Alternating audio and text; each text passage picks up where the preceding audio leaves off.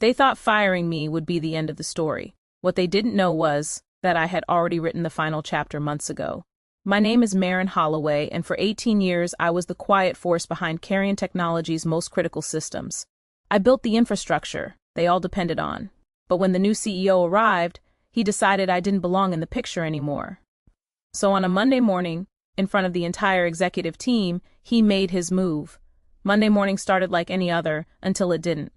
At 9:40 a.m. I stepped into the executive conference room carrying my notes and an annotated system audit that had taken all weekend to prepare. I wasn't expecting applause, but I certainly wasn't expecting ambush either. Philip Crane, the newly appointed CEO, sat at the head of the table like a king holding court. His tie was sharp, his smile sharper. The rest of the leadership team was already seated, including Savannah, my former mentee, someone I once stayed up late training back when she didn't know how to launch a test environment. Marin, Philip said, folding his hands like he was hosting a game show. Let's keep this short. I froze mid-step, notebook still clutched in one hand. He didn't let the silence breathe. As of this moment, your role at Carrion Technologies is being dissolved. Effective immediately. Gasps didn't erupt. No one screamed. Instead, the air thinned into something suffocating, tight, silent, paralyzing. Eyes dropped to desks, pens tapped nervously. No one moved to object, not even Savannah. I scanned the room, searching for someone, anyone, with the decency to look me in the eye. No one did. Philip slid a sealed envelope across the glass table toward me, like it was a check at a dinner party. You'll find your severance outlined here. HR will assist you with your exit logistics by noon.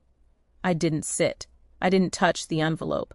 My pulse was steady, too steady, because this wasn't a surprise. This exact date, this exact time, 9:40 a.m. on a Monday, had been programmed into Sentinel's contingency trigger months ago. When I first noticed leadership changes coming, if my credentials were revoked under hostile conditions, Sentinel would begin a silent lockdown, freezing Carrion's back-end system layer by layer. They didn't know that. They thought they were terminating a job title.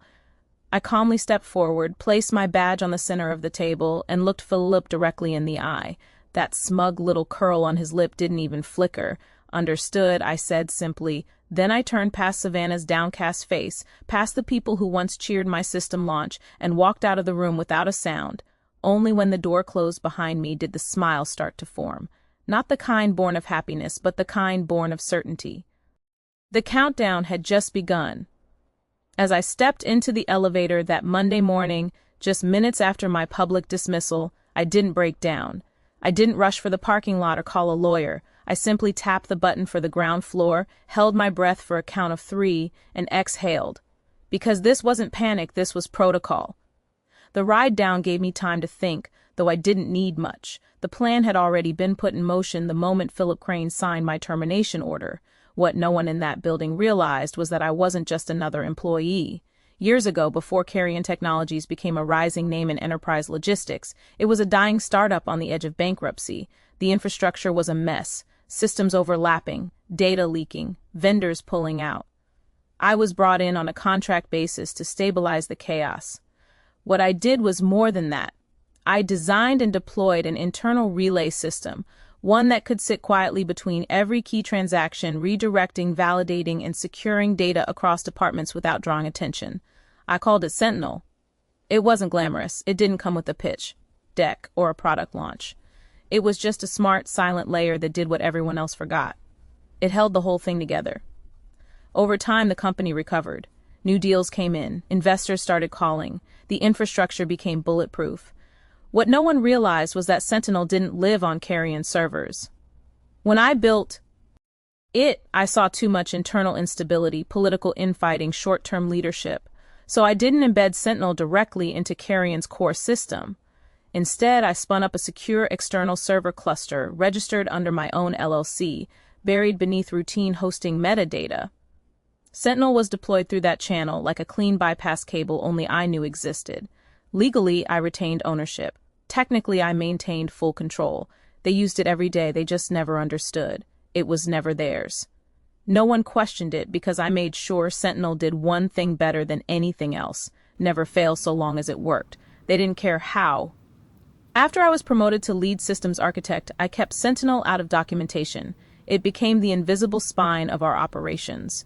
Even Savannah, who once shadowed me for 6 months, never asked about the ghost protocol alerts that only I received. And when Philip Crane joined as CEO, I knew. I saw the signs, the language of cost-cutting, the hunger for control. That's when I coded in the contingency trigger, a silent command. If my credentials are terminated without Sentinel reauthorization, the system begins a gradual shutdown. Not all at once, not violently, just enough to break everything. So, no, I wasn't afraid when Philip smiled at me across the conference table because he thought he was erasing an old name from the org chart. He didn't know he was disconnecting Carrion from its spine.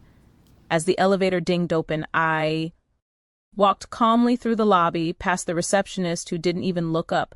I stepped into the sunlight, crisp and cold, and pulled out my phone, not to call anyone, just to check the Sentinel activity log. It had begun.